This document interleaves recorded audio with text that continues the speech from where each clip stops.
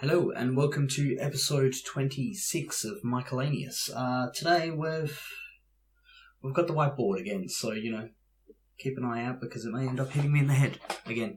I can't even remember when that first happened, but it was hilarious. So, this is going to be the first in maybe a 3 or it could even end up being a 4-part series, but today we're going to be laying down some groundwork, which is also a pun because the analogy that I'm going to be using to make a framework for, the next 3 episodes is going to be building. So let's imagine that you have, a street in a town. Here's a street, blah, blah, blah, blah, blah, blah, blah. And on that street, we have, like five blocks that are ready to get built on. And in this town, there are 5 builders and there's 5 architects. So each one of these blocks, a builder owns each one of these blocks. So one of them they're not all the same, they all have different skills. So the builder that owns the first one is like a 3 out of 10. The builder that owns the second one is a 4 out of 10. The builder that owns the next one is a 5, a 6, and a 7 out of 10. And in this town, there's also architects. And the architects all have the same level of skill. So, 3, 4, 5, 6, and 7. What's the average of those there? The average is 5. They both have the same average score, the builders and the architects. So let's say if they were all to just match up with each other and they were to construct a building. And let's say, for the sake of this example, the way we calculate how good the building is you just add the score, add the scores together. And that's it. So, 7 plus 7, 14, 12, 10, 8, 6. Simple as. Or, we'll just leave it as that. But we can do better than that. Because if you think about it, the architects can make the same design and you can have multiple builders build the same design. So, let's say architect, this 7 out of 10 architect, the best architect in town, what happens if multiple builders use the same plans from that same architect? Instead, we'll call this number 1. So, let's say in option 2, 7 and 7, they make a 14 building, but then the 6 builder also wants the 7 plans, so they make a 13 building, and the 5 builder also wants the 7's plans, and they make a 12 building. And now, of course, at this point, the 4 builder says, well, I don't want to build the same thing as everyone else, so I'm going to go to the number 6, the 6 out of 10 architect, and so they make a 10 building, which is still 2 better than last time. So, they've done pretty well. And then the number 3 builder they're looking for an architect. And this number 5 architect says, well, I haven't got any work. I really need to get some work. So I'm going to try to get that number 3 builder. And they give him a really good deal, great deal. They're like, I will do anything if you build my building because I just need the work. So 3 and 5, they make an 8 building. And that, again, is 2 better than it would have been last time. So, what's the end result here? If you were... Let's say you were to add up, the stars of, the ratings out of 10. So, 6, 8, 10, 12, 14, that is going to add up to 50. I can guarantee it because, the average of that. Yeah, anyway. This one here, hang on, 8, 18, 30, 43, 57. This one adds up to 57. So because all of these builders, three of these builders have chosen to all go to that architect. 4 has gone to 6 and 3 has gone to 5. Because they've done that, number 3 didn't get any business. Number 4 didn't get any business. And as a result, overall, like the score for the entire street has gone up by 7. Like the entire street's now 14% better because they did that. What would happen if we were to do away with calling these builders and architects? And what if we were to use something else that takes, a long time to construct? Because, to build a house takes, nearly a year. What's something else that takes nearly a year to build, to create?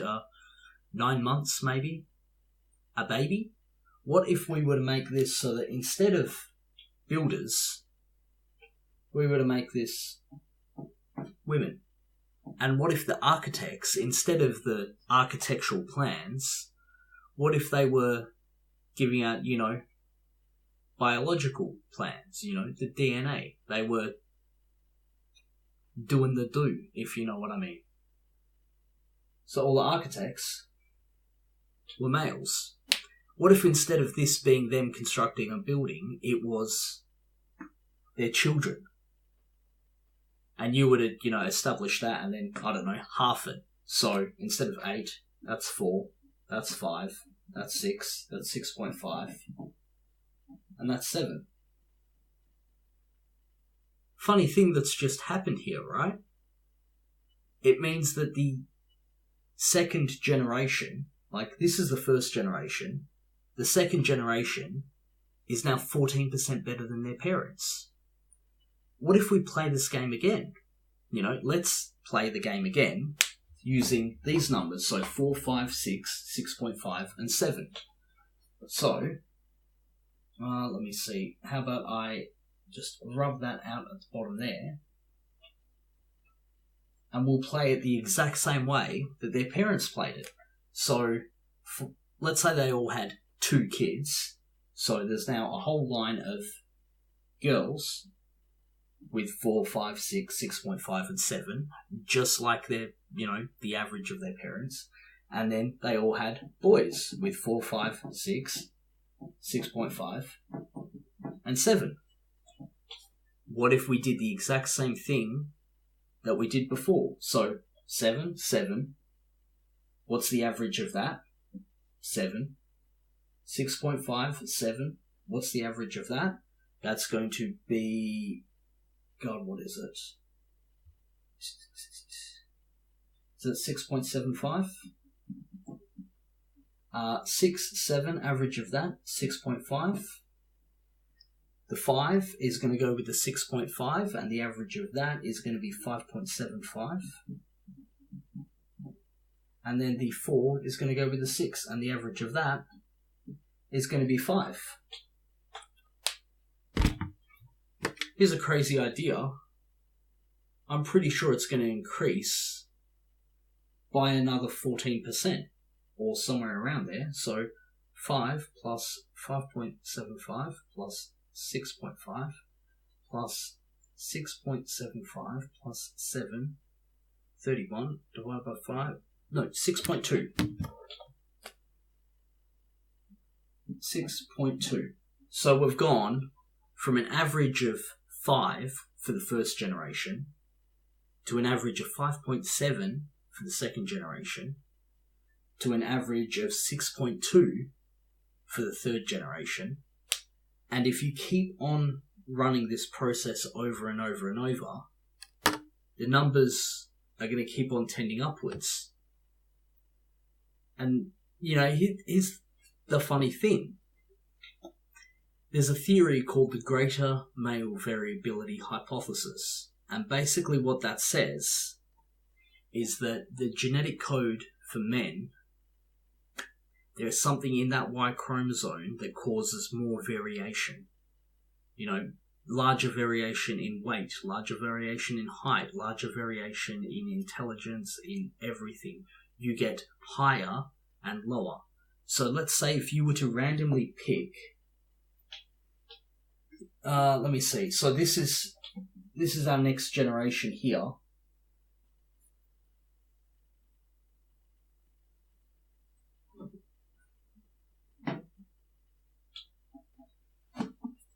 So these are all the mums of that second generation. These are all dads of that second generation.